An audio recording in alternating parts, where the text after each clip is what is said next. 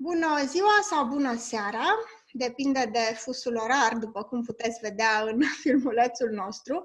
Cornel Ban, unul dintre inițiatorii scrisorii cu privire la măsurile care ar trebui să fie luate în privința pandemiei de coronavirus, a acceptat să stea de vorbă cu noi.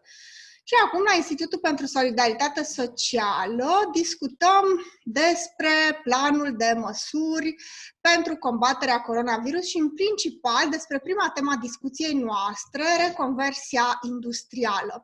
În primul rând, aș vrea să începem cu o clarificare conceptuală, Cornel. Vreau să ne spui, este o economie de război sau o economie de pandemie? Economie de pandemie. Economia de război a fost un termen care a făcut un pic de carieră la începutul crizei, pentru că era cam singurul la îndemână pentru a spune ceva concret despre cum statul poate mobiliza economia privată pentru a servi niște nevoi publice excepționale, de genul unora securitare. Însă, economia de pandemie este un termen mai potrivit și, după părerea mea, este mult mai dificil de executat decât economie de război, în sensul că economia de război presupune o mobilizare extraordinară a cererii din partea statului. Deci, firmele care făceau mașini gen General Motors se converteau de la automobile private la jeepuri de militare. Deci, practic, a fost o perioadă în Statele Unite în anii 40 sau în Marea Britanie în care a fost o explozie a cererii, nu o contracție a ei. A fost și un moment care, și din punctul ăsta de vedere, economia de pandemie se seamănă oarecum cu cea de război, când asta presupune o capacitate a statului de a planifica atât cererea cât și oferta. Să nu uităm că sub Roosevelt, guvernul federal, practic a forțat firme private să facă producție pe care nu și-ar fi dorit-o altfel, mai ales înainte de momentul Pearl Harbor. Economia de pandemie este mult mai dificil de structurat pentru că are de-a face cu o compresie, cu o comprimare extraordinară atât a cererii cât și a ofertei. Și atunci statul trebuie să intervină pentru a le reporni pe amândouă. Este mult mai greu. Și este cu atât mai greu cu cât această criză, așa cum spunea și Adam Tooze într-un magistral articol recent, este o criză care a afectat practic toate societățile globale în același timp. Da, este extraordinar că toți suntem în casă, toți suferim, pandemia ne-a redus așa cumva la... Bun, nu toți suferim la fel de mult. Unii au respiratoare și doctori la etajul 20 în Manhattan sau pe iactul din Caraibe, dar în fine, da, într-o anumită măsură, toate țările suferă, deși în mod inegal, dar toți suntem afectați, inclusiv economii foarte puternice. Indiscutabil. Acum ai vorbit despre măști. Se întâmplă să cunosc o persoană care are o firmă de confecții și care, în momentul în care am distribuit o postare în care se vorbea despre faptul că economia de piață nu reglează lucrurile pentru că, uite, ar trebui să intervină statul și cei 200.000 de oameni care lucrează în industria confecțiilor din România ar trebui să producă măști, mi-a atras atenția că, de fapt, ei nu au materie primă. Ei au resursă, dar nu au materie primă. Și am văzut că în planul vostru ați propus ca aceste firme de confecții din România să producă măști. Și nu știu, dacă nu e resursă, deci n-au cu ce, n-au materia primă, oare cum să facă lucrul ăsta? Da, adică sunt mai multe feluri de măști. Cele chirurgicale s-au produs rapid de firmele textile care s-au reconvertit fără să aștepte comenzi din partea statului, ceea ce a fost tragic oricum. Măștile chirurgicale se pot face din materiale simple. Însă măștile în 3 straturi speciale, necesare în terapie intensivă pentru coronavirus, necesită un material special. Acesta e greu de luat pentru că asta este. România a avut în anii 90, la începutul anului 90, am moștenit o industrie a materialelor prime pentru industria textilă, care a fost lăsată în vrie. Mai există vreo 2 fabrici care fac așa ceva. Ceea ce s-a întâmplat, practic, a fost că prin Ministerul Apărării s-a redemarat o producție de materie primă și s-a dat drumul, din cât am înțeles de la Ministerul Economiei, după 15 aprilie, cam 60% din necesarul de măști, combinezoane și așa mai departe, inclusiv cele care necesită materiale speciale, vor fi din producție internă. Oarecum România este norocoasă având o industrie textilă masivă, printre cele mai mari din Europa, însă ea a fost lăsată de izbeliște fără o coordonare centrală. Tocmai aici, practic, avem pandemie, dar nu economie de pandemie. Economia de pandemie presupune o planificare făcută de stat în coordonare cu sectorul privat pentru a satisface niște necesități centralizate. Ori, până și necesitățile centralizate nu au fost făcute de către stat, ci de ceva inițiative civice, din câte am văzut.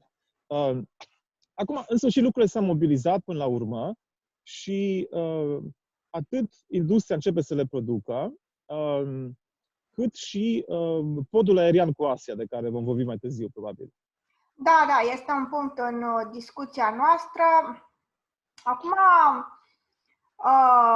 ce mi se pare mie dramatic, unul dintre cele mai dramatice elemente care s-au întâmplat în România, a fost legat de spitale și de faptul că unul după altul am văzut cum au căzut spitalele și era un punct foarte bun în scrisoare care se refera la faptul că acum e momentul ca armata să intervină, să transforme niște facilități de pildă săli de expoziție, săli de sport în spitale, tocmai pentru a proteja într-un fel sau altul spitalele, pentru că dincolo de coronavirus există o serie întreagă de oameni care au alte probleme de sănătate. Dacă spitalul e pur și simplu la pământ, unde se duc oamenii care au probleme de diabet, unde se duc oamenii care au probleme de sănătate serioase, inimă, știu eu, au fost cazuri de oameni care au murit pentru că spitalul era la pământ și în carantină, ne mai vorbim de femeile însărcinate care trebuie să nască și unde să nască de vreme ce spitalul e închis. Da, bolnavii de cancer în principal, un capitol absolut cumplit. Da, noi am propus reconvertirea acestor spații în baza unor bune practici, ca să folosesc un termen corporatist, existente deja în Spania. În timpul, acum vreo 2 săptămâni au început să facă lucrul ăsta. Însă, din fericire, aș putea spune, în ciuda reformelor destul de întunecate, aș spune, făcute în sistemul medical în ultimii 20 de ani, sistemul medical românesc are încă un număr de paturi destul de mare. Nu foarte bine echipate, dar există. Și, de cât am înțeles din sistemul medical, încă nu suntem în punctul în care... Deci n-am fost lovit de un val de coronavirus atât de mare, încât să fim nevoiți să facem asta. Însă, epidemiologicii cu care am vorbit, ei lucrează întotdeauna cu scenarii cumplite și o societate responsabilă presupune operarea cu scenarii cumplite. Ori, nu putem opera cu un scenariu în care subestimăm riscul impactului unui val de tip tsunami de coronavirus. Dacă acel val s-ar fi întâmplat în România pe scara similară cu Spania, Italia, Franța, fără îndoială că ar fi fost necesară convertirea mall-urilor și așa mai departe. Un alt lucru care noi l-am subliniat acolo a fost rechiziționarea spitalelor private. Deci, practic, ele deja au capacitate medicală. Vreau să te întreb că eu sunt foarte, foarte surprinsă și într-un mod neplăcut de faptul că prima dată ne bucuram. A fost rechiziționat un spital la Sibiu, dar se plătește o chirie enormă. La Cluj, da, s-a făcut, da. Este cazul să fim, dacă tot dorim să fim solidari, nu știu, să contribuim într-un mod semnificativ și pur și simplu să se rechiziționeze acele spații pe perioada pandemiei, pentru că alminteri, eu cred că oamenii ăștia nu înțeleg că vom pierde cu toții foarte mult. Adică dacă dăm acum puțin, vom avea de câștigat pe termen lung, zic eu. Ideea din spatele rechiziționării este bazată pe o asumție de solidaritate minimală din partea proprietarilor. Deci este ideea de a le da un preț simbolic pe suspendarea temporală practică a dreptului lor de a le folosi.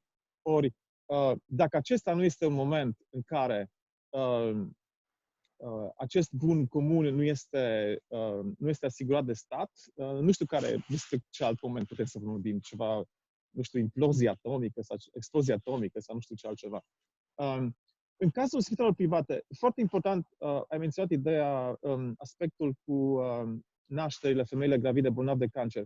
Ceea ce este absolut șocant pentru mine este că nici măcar nici măcar fluxurile de pacienți non-COVID, deci fluxurile normale, nu au fost îndreptate spre aceste spitale în baza unui act de rechiziționare la un preț care să reflecte prioritățile actualului guvern de a reduce cheltuielile publice. Cheltuielile publice par să se reduce doar pentru salariile din public, mai puțin pe partea de rechiziționare. Ori, dacă acest lucru s-ar fi întâmplat, atunci numeroasele patru din spitale cu care se laudă sistemul românesc au fost eliberate pentru acest plan de urgență pentru bolnavii COVID. Nu am fi avut situațiile absolut inumane prin care trec multe mame acum sau bolnavi de cancer. Este un sistem de o cruzime fără limită. De altă parte, la ce ne putem aștepta din partea unui guvern liberal, din partea unor lideri care spun că au ajuns prea târziu la putere pentru interesele Chevron, din partea unor oameni care spun că sectorul privat este prioritatea și nu educația și sănătatea? Ce părere ai? Trebuie să recunosc că nu prea sunt la curent cu contextul recent. Am văzut acele declarații la un moment dat. Eu sunt un pic mai nuanțat. Până la urmă, da, este un guvern liberal de care ca social-democrat scandinav am niște așteptări minimale. Pe de altă parte, am fost surprins de anumite măsuri pe partea salarială, de pildă.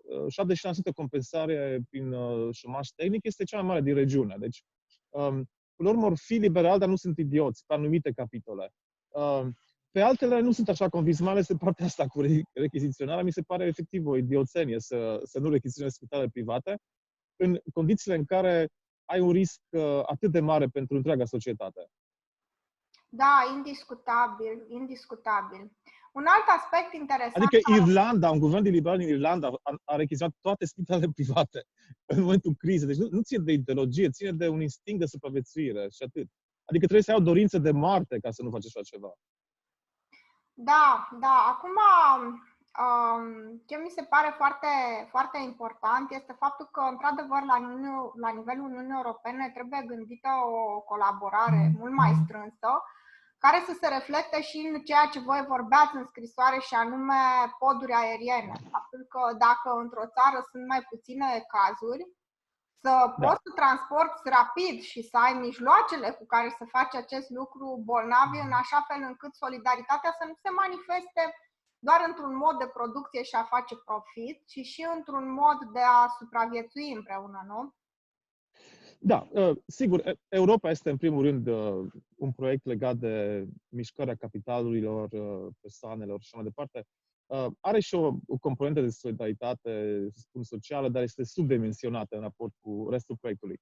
Ori, cred că suntem într-un moment de răscruce în Europa. Practic, vorbim de o amenințare existențială pentru societățile europene și dincolo de cearta cumplite legate de eurobonduri, în care vedem țări ca Olanda, un paradis fiscal în care se scurg 10 miliarde de euro în fiecare an din impozitele celorlalte societăți europene. Dincolo de asta, totuși am văzut în mod clar o solidaritate medicală, inclusiv între Germania, o țară nu foarte generoasă cu partea fiscală, cu țările aflate în dificultate. Germania și-a oferit spitalele bolnavilor italieni și spanioli. Ori, pe partea asta, ceea ce noi am sugerat în scrisoare este o regândire a sistemului de intervenție de urgență. Discuția este și la nivel european acum, pe ideea asta de a degreva societățile care se confruntă cu o pandemie și sistemelor nu mai fac față, pe care acestor poduri aeriene. Problema care este? Sunt foarte puține forțe aeriene în Europa care au avioane spital. Chiar vreau să dezvolți. Da, deci armata română nu are așa ceva.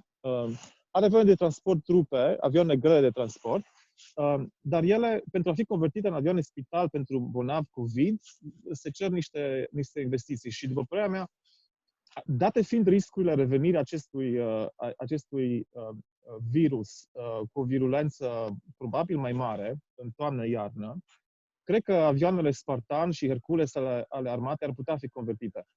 Luftwaffe, de pildă, Luftwaffe s-a rebranduit în această criză, cărând peste Alpi cu niște avioane grele, bolnavi, aceste avioane spitale ale armatei germane. Taron s-a adaptat surprinzător de bine, a scos canurile din avioane și au putut să bage marfă în ele. La fel, forțele aeriene militare din România au cărat măști și combinazoane din Turcia. Deci acest pod aerian s-a făcut pe partea de marfă. A fost și niște avioane grele americane care au cărat sub egida NATO, am înțeles, din Coreea de Sud.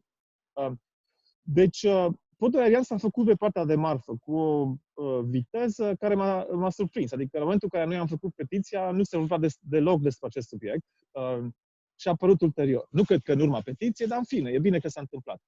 Ceea ce ne lipsește însă la nivel european este un sistem centralizat de alocare acestor pacienți în caz de pandemie, se spune din țări ca România sau Italia, sau Germania, Finlanda, unde practic au respiratoare în plus față de ce au nevoie.